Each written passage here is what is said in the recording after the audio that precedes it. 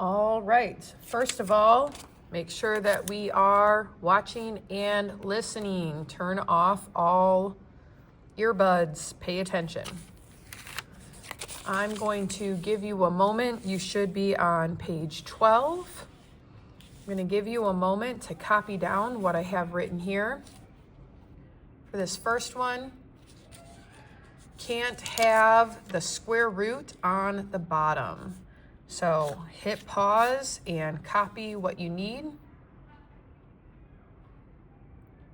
And for that bottom half, again, hit pause and copy what you need.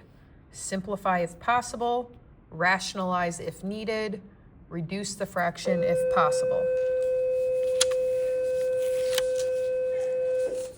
So rationalize the denominator basically means we cannot leave a square root symbol in the denominator or on the bottom side.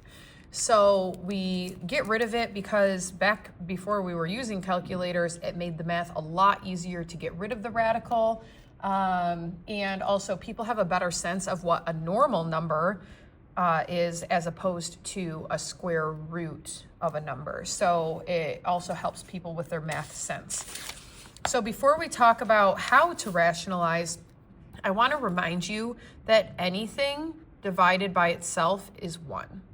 And so even if I had x divided by x, it's 1. If I have 10 divided by 10, it's 1. Anything divided by itself is 1.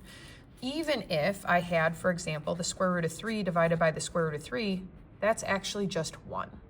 So to rationalize a denominator, what I'm going to do is I'm just going to multiply by the radical 3 over radical 3. We know that radical 3 divided by radical 3 is 1. So I'm basically just multiplying this by 1. But in that process, it's going to allow me to rationalize the denominator. It's going to help that square root disappear. So on top, 1 times the square root of 3 is the square root of 3. But on bottom, whatever's under the radicals multiplies together. And when that happens, I end up with a pair of 3's. So one will come out, the other will go away. So this becomes the square root of 3 over just plain 3. Now I can't reduce this any further because the top one is under a radical, the bottom one is not. So these are not like terms that can simplify any further. This is it. That's the end. That's the answer. And we're going to follow that same process repeatedly. So here I cannot have that radical on bottom, so I'm going to multiply the top and the bottom by radical 5. 5 times radical 5. This is not under a radical, so it stays outside. This is under a radical, it stays under. Radical 5 times radical 5 is just 5, for the same reason that radical 3 times radical 3 is just 3.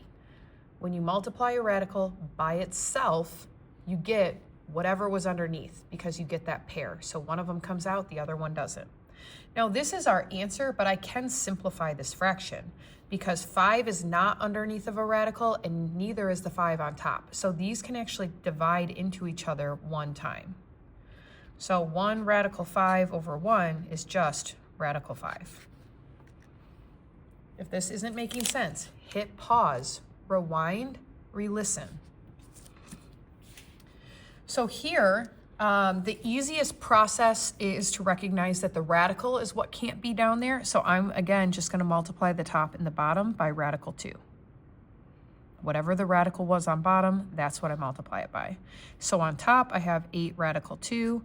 On bottom, radical 2 times radical 2 is 2. But then I also still have that 3 out there that did not multiply. So I can say 3 times 2 is 6. However, this right here, 8 is not under the radical, 6 is not under the radical, but that can reduce. 2 can divide into both of those. So I can reduce this fraction by 2, and it becomes 4/3. Because 2 can divide into 8 4 times, 2 can divide into 6 3 times. So that's my final answer. So there we're just reducing fractions using other older skills. All right, so that's how we rationalize. Now we're going to focus on how to divide square roots. If you did not copy this, again, make sure you hit pause and copy. So first, we'll simplify it if possible because it makes our life easier. Then, if necessary, rationalize. And at the end, if it's possible to reduce the fraction at all, do that. So we're gonna just keep those ideas in mind as we go through. So first, simplify if possible. From an earlier lesson, we learned that if they're both under the radical, we can think of it like this and go ahead and simplify because they're both under the radical.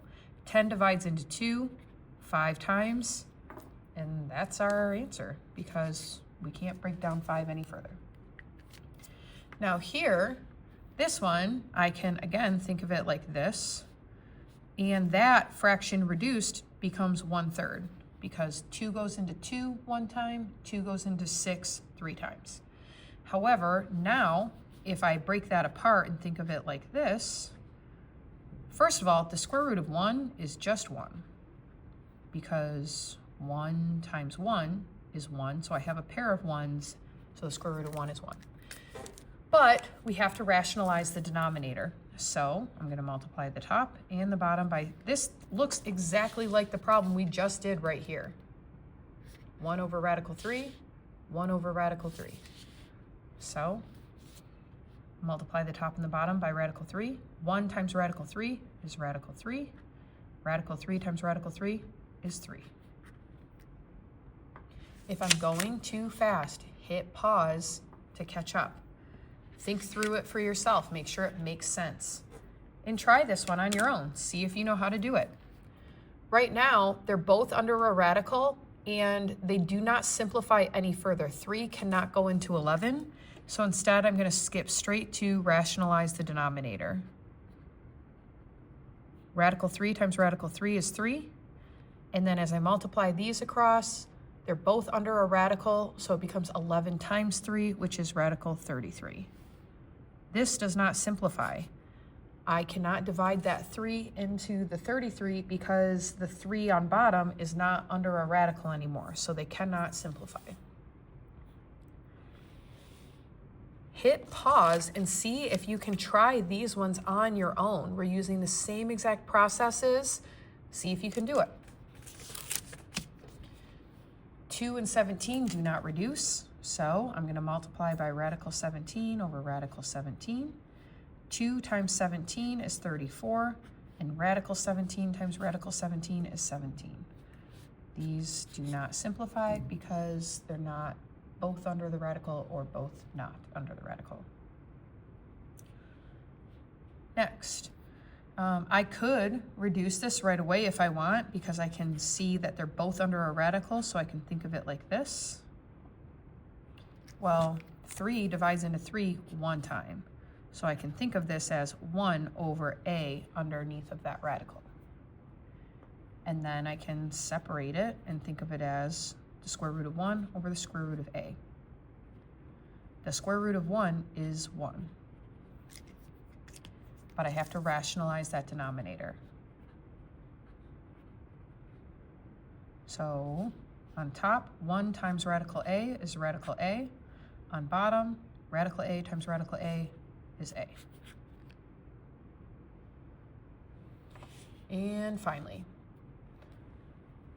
I can think of these as both being underneath of one radical, but the problem is 50 and 13, they don't reduce. 13 is a prime number, it doesn't go into 50, so I can't reduce this at all. So before I get started, I'm gonna see if I can simplify this denominator 50 and rewrite it. I know that 13 is a prime number, so it's just gonna be 13 on top, but can I break this down and simplify it and see if anything else happens? So 50 is gonna be 5 times 10, and 10 is gonna be 5 times 2. And then I have t. So as I go to rewrite this, I have a pair of 5s, which means one comes out, the other goes away. 2 does not have a pair, t does not have a pair. So this problem really looks like this. Now, 13 and 2t are both under radicals, but they don't simplify. So instead, I need to rationalize this denominator. I only need to multiply the top and the bottom by the radical that's on bottom. I do not need to multiply it by the 5 as well. You can, it just means more work. So you can try it and see if you get the same answer when you're done. 13 times radical 2t is 26t. Then I've got 5 times all of this. 5 is the only coefficient, so I've got 5. And then radical 2t times radical 2t is just 2t. So on bottom, 5 times 2 is 10. And then this is my final answer because I can't simplify any further because on top it's under a radical, but on bottom it is not. So that's it. You should be moving on to your homework, which is on page 13.